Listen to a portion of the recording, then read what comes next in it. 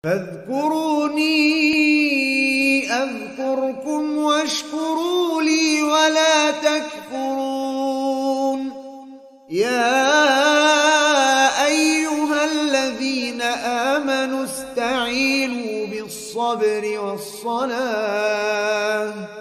إن الله مع الصابرين. Di mana Rasulullah SAW mengatakan innal amanata nazalat fi jadri qulubir rijal. Dulu amanah itu bertengger pada lubuk sanubari hati manusia. Jantung hati manusia menghunjam dalam. Summa nazalal Qur'an, kemudian turunlah Al-Qur'an, fa'alimu minal Qur'an. Mereka mengetahui apa-apa yang dari Al-Qur'an, wa'alimu minas sunnah. Tapi akhirnya pelan-pelan sampai akhirnya ya amanah itu diambil oleh Allah Subhanahu wa taala. Makanya idza wusidal amru ila ghairi ahlihi fantadhir sa'ah. Kalau perkara itu diserahkan bukan ahlinya, tunggu ke kiamatnya. Nomor 18 di antara tanda-tanda kiamat adalah ittiba'u sunanil umamil madiyah. Di mana umat ini mengikuti ajaran, pemikiran, filsafat umat-umat dahulu, umat-umat selain kita. Ada yang mengikuti orang-orang Yunani, ada yang mengikuti Persia, ada yang mengikuti Sokrates, ada yang mengikuti Aristoteles, ada yang mengikuti Plato, ya. Ini menunjukkan bahwa apa yang dikatakan oleh Rasulullah SAW, Masya Allah, ya, la tattabi'unna sanana alladhina min qablikum, la taqumus sa'atu, dalam lafaz lain, tidak akan tegak hari kiamat hatta ta'khudha ummati bi akhdil qurun. Tidaklah tegak hari kiamat sampai umatku ini mengambil ajaran, pemikiran, budaya, tradisi, kebiasaan, perilaku atau apa saja, bahkan termasuk pemikiran filsafat dari orang-orang umat-umat selain Islam. Shibron bi shibrin, wa dhira'an bi dhira'in. Dengan alasan kajian perbandingan madhab, perbandingan agama, dari situ nyelip. Apalagi kalau sekarang ini orang Islam sendiri belajar studi Islam di negara-negara non-Muslim. Faqila ya Rasulullah kafaris warrum. Apakah yang kau maksudkan adalah Persia dan Romawi? Faqala wa minan nas illa ulaik. Siapa lagi sekarang kalau bukan mereka? Karena enggak ada, ya, satu dunia besar yang memiliki satu budaya pemikiran yang permanen kecuali dua negara tersebut. Ya, ketika Rasulullah SAW bicara, Arab itu masih belum terbentuk apa-apa, belum terbentuk budayanya, belum terbentuk negara tata negaranya, belum terbentuk filsafat pemikirannya. Tapi Persia sudah mapan, Romawi sudah mapan. Makanya Rasulullah sampai mengatakan la tattabi'unna sanana man kana qablakum.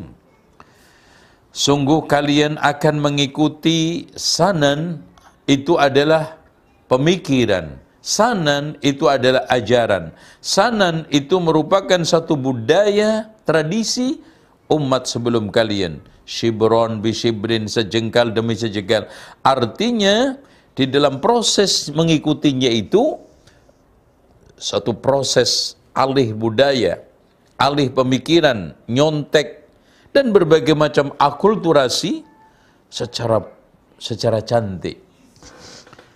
Wa dhira'an bi dhira'in hatta law dakhalu fi jughra dabbin lattaba'tumuhum. Andaikan mereka itu masuk ke liang hewan seperti biawak, kalian akan mengikutinya. Qulna ya Rasulullah al-yahudu wan nasara, qala faman. Artinya Bukan berarti di sana ada orang-orang Yahudi dan Nasrani itu masuk ke liang hewan seperti biawak, nggak akan terjadi. Artinya, andaikan umat tersebut melakukan suatu perkara-perkara yang mustahil di hadapan ajaran kita, maka umat kita juga menirunya. Makanya saya pernah menyampaikan ulasan khusus di dalam satu video, ajaran-ajaran umat selain Islam, agama selain Islam yang merasuk ke dalam Islam. Ya. Ya, dengan alasan tadi itu, perbandingan agama. Maka di sana akhirnya ajaran-ajaran agama lain itu diadop kemudian diakui sebagai ajaran Islam.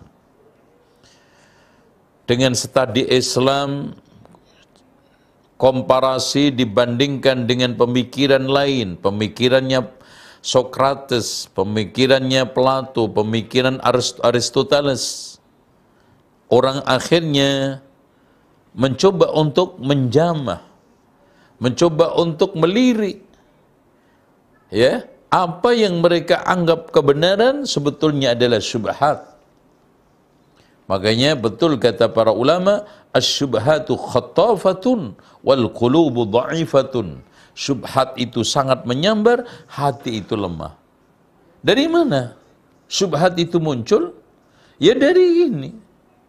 Dari ajaran-ajaran umat lain yang dipelajari melalui perbandingan agama, bahkan perbandingan madhab atau pelajaran filsafat. Dari situ nanti ada pengakuan-pengakuan yang terselubung secara tulus untuk membenar-benarkan ajaran mereka. Nomor 17, wiladatul amati rabbataha, di mana Rasulullah SAW ketika ditanya oleh Jibril, mata sa'ah mal mas'ulu anha bi'a'lama minas sa'il, yang bertanya yang ditanya tidak lebih ngerti daripada yang bertanya. Terus kemudian Jibril menanyakan tanda-tandanya, maka Rasulullah menjawab, antalidal amatu rabbataha. Artinya di antara sekian tafsir para ulama, bagaimana realitas ada budak melahirkan anak majikan. Artinya di antara sekian tafsir para ulama adalah munculnya, merajalelanya kedurhakaan. Sehingga banyak di antara anak-anak ini memperlakukan ibunya seperti majikan memperlakukan budaknya. Masya Allah. Masya Allah. Ya. Dan sekarang sangat banyak sekali di sekitar kita. Bagaimana anak memperlakukan ibunya seperti budak. Anak memperlakukan ayahnya seperti pembantu, seperti pekerja. Ya. Nomor 20. Zuhurin nisa'il kasiyatil 'ariyat. Munculnya perilaku wanita yang pakaian tapi telanjang. Telanjang tapi pakaian. Masya Allah. Artinya apa? Wanita-wanita yang jarang menampakkan aurat, bahkan hampir seluruh tubuhnya dipamerkan di sosmed, di IG, di Facebook, dimanapun. Walaupun banyak di antara mereka mengatakan dia itu berpakaian berpakaian anggun, Masya Allah ya, fashionnya bagus ya. Dan ini hasil desainer top, kelas internasional, kelas nasional. Padahal sejatinya mereka itu tidak berpakaian. Ya, coba bayangkan. Apalagi kalau kita melihat lomba Miss World ya. Lomba kadang-kadang na'udzubillah min dzalik ya, transgender, artinya laki-laki yang merubah dirinya menjadi perempuan dilombakan. Ini semuanya menjadikan pembenar apa yang dikatakan oleh Rasulullah sallallahu alaihi wasallam, nanti akan ada sekelompok laki menyerupai perempuan, perempuan menyerupai laki-laki.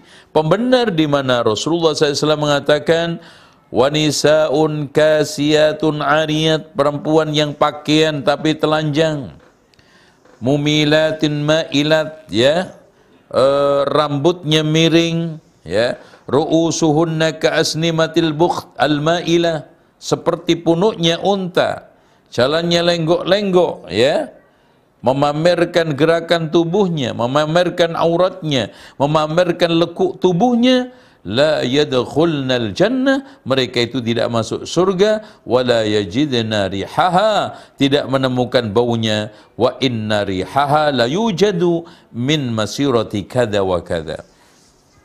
Tuh, nomor 21. Tatawul hufatil urat wa ru'a'us syabil bunyan.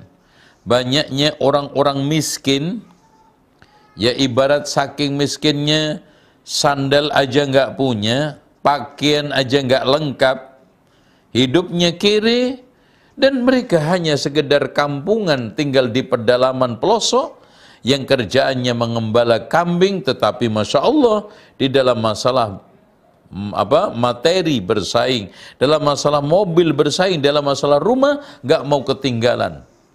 Jadi orang-orang yang telanjang badan, telanjang kaki bersaing di dalam kemewahan rumah, ya, bermewah-mewah di dalam masalah perumahan, bermewah-mewah di dalam masalah gedung dan yang lainnya. Dan sekarang wakil orang-orang yang kaya nomor sekian, atau banyak di antara orang-orang di sekitar kita memiliki kekayaan yang tampak melimpah ruah, tetapi kadang-kadang hutangnya di bank itu lebih banyak daripada kekayaan yang ada. Bukankah kalau diambil semua kekayaan itu oleh bank, telanjang? Bahkan sandal pun dia tidak akan punya, pakaian tidak akan punya, dan akhirnya kembali dia itu hanya menjadi pengembala kambing di kampung-kampung, di pelosok-pelosok, dan bukan kambingnya dia sendiri, dia hanya sekedar buruh untuk mengembala kambing. Kenapa? Tidak memiliki kekayaan sama sekali. Dia memiliki apartemen, ternyata setelah diusut-usut semuanya dari bank. Mereka memiliki perumahan, semuanya dari bank. Mereka memiliki kendaraan, memiliki mall, gedung-gedung mega, semuanya adalah apa? Dari bank. Seandainya bank itu menarik dananya semua, maka dia tidak memiliki apa-apa. Subhanallah. Shadaqa Rasulullah sallallahu alaihi wasallam. Ibarat kalau seandainya semua kekayaan dia diambil oleh bank, maka sandal pun dia nggak punya. Ibaratnya pakaian sehelai pun dia nggak punya. Dan patutnya dia itu hanya menjadi pekerja di pedalaman-pedalaman, di pelosok-pelosok kampung untuk menggiring kambing dari satu tempat ke tempat lain sebagai buruh pengembala kambing. Dan kambingnya pun bukan milik sendiri. Subhanallah. Nomor 22, di antara sekian tanda kiamat adalah taslimul khosoh. Salam itu hanya diberikan kepada orang-orang khusus saja. Rasulullah SAW mengatakan, inna min asyratis sa'ah, termasuk tanda-tanda kiamat, ayyamurrar rajulu fil masjid. Ada orang lewat masjid, la yusalli fihi rak'atain, dia tidak sholat 2 rakaat, apalagi sholat yang wajib. Kadang-kadang dia datang ke masjid hanya untuk bermajlis, ngobrol, ngerumpi, sambil kadang-kadang rokok. Setelah adzan dia pulang. Wa alla yusallimur rajul illa ala man ya'rif, dan tanda di antara sekian tanda kiamat, tidaklah seorang itu mengucapkan salam kecuali kepada yang kenal saja. Nas'alullahal afiyah. Padahal Rasulullah memotivasi kita, an tud'im at-ta'am, tud'imut ta'am, kau berikan makan, wa tuqri'us salam, kau sampaikan salam ala man araf wa man lam ya'rif. Tapi kenyataan seperti itu. Tanda 23, 24, 25, fusuwut tijarah, merajalelanya perdagangan. Musyarakatul mar'ati zawjaha fit tijarah, bahkan saking merajalelanya perdagangan, istri-istri banyak membantui suami dagang. Makanya Rasulullah katakan, inna baina yadayis sa'ah, Di antara sebelum kiamat ada kejadian taslimul khassa. Salam itu hanya disampaikan kepada orang-orang tertentu saja. Wa fushuwi tijarah, dan merajalelanya banyaknya perdagangan, marketplace ya. Hatta tu'ina almar'atu zawjaha, sampai istri-istri membantu suaminya untuk ada tijarah. Dan wakil, Masya Allah. Sekarang home industry digarap oleh perempuan. Marketplace ya, yang ada sekarang ini di online kebanyakan ditangani oleh perempuan.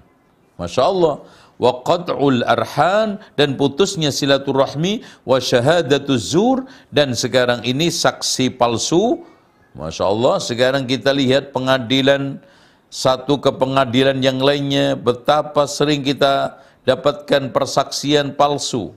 Wa kitmani syahadatil haq, dan menyembunyikan kesaksian yang benar. Wa dhuhuril qalam, banyaknya tulisan, banyaknya pena, alias apa? Banyaknya tulisan. Merajalelanya buku. Ya. Inna min asyratis sa'ah, kata Rasulullah, termasuk tanda-tanda kiamat, ayyafshuwal mal, ya, melimpahnya harta, wa yaksur, dan banyak sekali, wa tafshuwaz tijarah, ya. Masya Allah, ya, hampir semua orang itu berdagang. Di mana-mana kita lihat orang itu berdagang, yang online, yang offline. Wa yadhurul jahlu, ya, wa yadhurul jahlu, merajalelanya kebodohan. Wa yabi'ur rajul bai', ada orang yang transaksi jual beli, fa yaqulu la hatta astamiru tajir bani fulan wa yaltamisu fil hayyil azimil katib la yujad. Artinya di sini Masya Allah, saking merajalelanya satu perdagangan, ya, di mana satu dengan yang lainnya sampai tidak menemukan karyawan, ya, yang membantu dia untuk berdagang, yang membantu dia untuk apa? Tijarah. Karena semua bisa berdagang. Ya bi'ur rajul bai' fa yaqulu la hatta astamir tajir bani fulan wa yaltamisu fil hayyil azim al katib la yujad. Hanya nyari admin satu aja susah. Ya. Hal ini sekarang ini kita dapatkan secara nyata. Dari sini dikatakan ma'akhbarihi fi ahadis ukhra bintisharil kitab yufham minhu intisharu ajhizatil kitab al-haditha mislu ajhizatil komputer wal hatib al-mahmul wa ajhizati tarjamati saut ila nusus maktubah wa ma syabah dhalika fayansha jailun la ya'riful kitaba bil yad la yutqinuha. Artinya bisa saja juga maknanya karena merajalelanya teknologi dan era digitalisasi akhirnya menyebabkan orang itu tidak bisa tulis, tidak bisa baca karena mengandalkan teknologi. Sampai coba aja nulis sekarang diwakili oleh teknologi, membaca diwakili oleh teknologi, sampai berpikir pun dibantu oleh teknologi. Akhirnya apa? Akhirnya tidak menemukan orang yang bisa menulis satupun. Jadi orang mencari tenaga satupun yang bisa nulis itu nggak dapat. Nasallallahu alaihi. 26. Termasuk tanda-tanda kiamat adalah syahadatuz zur. Munculnya banyak kesaksian palsu. Dan ini telah dikatakan oleh Rasulullah SAW. Ketika ditanya tentang dosa besar paling besar itu apa? Qalu bala ya Rasulullah. Qala al-isyraku billah, munculnya syirik kepada Allah, wa uququl walidain, durhaka kepada kedua orang tua, jalasa kemudian duduk, wa kana muttaqian, Rasulullah sambil bersender, faqala ala wa qaula zur, ketahuilah kalian harus waspada terhadap kesaksian palsu. Kenapa? Tidaklah Rasulullah SAW memberikan satu peringatan karena perkara itu besar, resikonya berat, dan banyak terjadi di mana-mana. Nasallallahu al-afiyah. Sementara kata Rasulullah SAW, man iqtata'a haqqa malin muslimin, barang siapa yang mengambil hak harta muslim, biyaminin kadhibatin, dengan sumpah palsu, laqiyallaha, akan ketemu Allah, wa huwa alaihi ghadban, sementara Allah marah kepadanya. 27, kitmanu syahadatil haq, sebaliknya ada yang menyembunyikan persaksian yang benar. Jadi kalau disuruh sumpah palsu itu semangat. Kenapa? Karena banyaknya bayarannya, karena banyaknya keuangannya, banyaknya janji-janji yang diberikan, ya, berupa materi. Sementara orang yang bersaksi dengan persaksian yang benar, banyak resikonya, banyak musuhnya. Lihat, Masya Allah, resikonya seperti itu. Akhirnya apa? Realitanya akhirnya apa? Banyak orang senang sumpah palsu, dan banyak orang yang tidak suka, bahkan orang berat untuk sumpah, untuk menjadi saksi kebenaran. Itu yang terjadi. Karena orang-orang yang bersaksi secara tidak benar, secara bohong, pertama banyak pendukungnya, kedua banyak bayarannya, ketiga banyak banyak perlindungannya, ya, dan mungkin nanti Masya Allah diberikan berbagai macam posisi-posisi yang menggiurkan, menyenangkan dari sisi dunia dan materi. Sementara orang-orang yang bersaksi secara benar banyak musuhnya, ya, dan seterusnya. Wallahu a'lam bishawab. Demikian